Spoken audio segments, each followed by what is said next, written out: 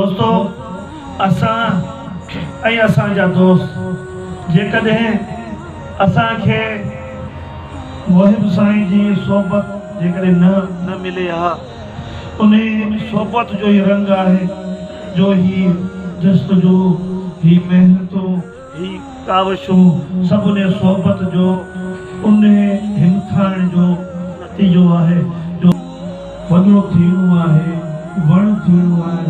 जीअं असांजो साईं मोहिब मामदनी वधी वॾो वण थियो, अकेलो हो, स्टूडेंट हो, तालीम जे मैदान में हो, हटियो कोन ताना तुनखा को बि अहिड़ो एतकाफ़ जेको न मिलियो। हाणे असांखे सभी उहे बुराइनि जा उहे नाला उहे काफ़राना नाला मिलिया, पर ही जेको सॾु आहे ही मोहब्बत जो सॾु आहे। ही जेको पैगाम है मोहब्बत जो पैगाम है। ही पैगाम इश्क जो पैगाम है।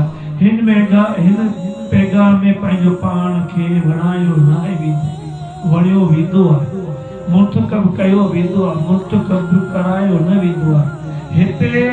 हिते एन आरो न थींदो आहे। हिते मोहलत ख़रीद न कई वेंदी आहे, मोहलतूं मिलियूं वेंदियूं, मोहलतूं वठी असांखे ॾियारियूं वञनि थियूं, असांजूं ख़्वाहिशूं पूरियूं कयूं वञनि थियूं, असांजूं तमनाऊं दुनिया वारियूं बि पूरियूं करायूं वञनि थियूं। जंहिंखे पंहिंजो औलाद प्यारो हूंदो आहे, इहे असां बि ॾाढा प्यारा आहियूं, तव्हां बि ॾाढा प्यारा आहियो। बि असां बाबा साईं जो वीहूं उस पाक उन हस्ती सां पिया मल्हायूं, जीअं हस्ती ॾाढा साईं खां इहो पैगाम वठी जे हस्ती मोहिब साईं मामदनी उन पंहिंजी ज़िंदगी पंहिंजे उन रहबर उस्ताद जे नाम करे उनजी पैगाम जे नाम करे ऐं उन्हनि भटकियलनि खे वञी जेको आहे इहो पैगाम पहुचाए, मिनथूं करे पहुचाए, ताना मेहना खाई पहुचाए, माण्हुनि खे पहिरें पियो आज़ियो कयो। इहो महमूद अली साईं आम माण्हू न हो। असांजो त साईं असांजो त मोहिब आहे। असांजी त ज़िंदगी जे उन आख़िरी घड़नि ताईं बि इन मोहिब सां वफ़ा जा अहद उहे वफ़ाऊं थींदियूं रहंदियूं। अॼु असांजो वाजिद जॾहिं दोस्त तकरीर थो करे त मुंहिंजी दिलि बाग़ो बाग़ थी थी वञे। मुंहिंजो साईं अनवर शाह जॾहिं वेही तकरीर थो करे त मुंहिंजी दिलि ख़ुशी थिए। अॼु जेकॾहिं असांजो छेड़खानी अची थो चवे, शमशाद जो अची चवे थो, या तव्हां जेकॾहिं दोस्त अचो वञो त मुंहिंजी दिलि वधीक थिए, ख़ुशी थिए त उहे ॿूटा वधी वॾा जेको वण थी विया। इहा हिकिड़ा कंहिंखे कॾहिं कंहिं बि माशरे बख़्शियो हूंदा। तव्हां असांखे नेकी जे कम में ज़रूरु असांखे कंदा पींदा, पर हज़ारे कंदा असांजे पेरनि में चिपड़ी पवनि, पर असांखे इन्हनि कंदनि जी परवाह न आहे। छो असांजो शौक़ु असांजे सभिनी ख़्वाहिशुनि ते हावी आहे। तव्हांजी अखि जेकॾहिं खजे त उन में हया ऐं शर्म हुजे।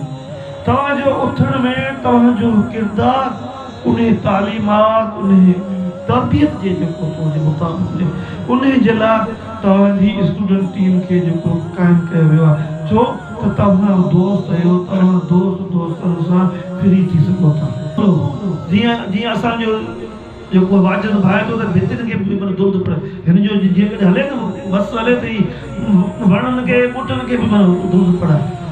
छो कहिड़ो जुनून थो थिए सभु साईं तो असांखे त मान मर्तबो खपे ई कोन्हे, असांखे त वॾा ताहिफ़ तोहफ़ा खपनि ई कोन, असांखे जी का फीस खपे ई कोन। असां त पंहिंजा सौदा करे छॾिया, असांखे फीसूं मिलनि पियूं, असांखे अजूबो मिले पियो, महिनत मिले पई, असांखे दुनिया असांखे छा थी वरते थी।